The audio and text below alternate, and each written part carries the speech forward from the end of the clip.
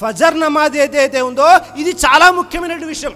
దైవప్రవక్త ముహమ్మద్ సల్లల్లాహు అలైహి వసల్లం తెలియజేశారు, ఫజర్ నమాజ్లో ఫరజ్ కంటే ముందు చదివే 2 రకాతుల పుణ్యం ఎంత అంటే ఈ పూర్తి ప్రపంచంలో ఉన్న సంపద కంటే ఎక్కువ. అల్లాహు అక్బర్.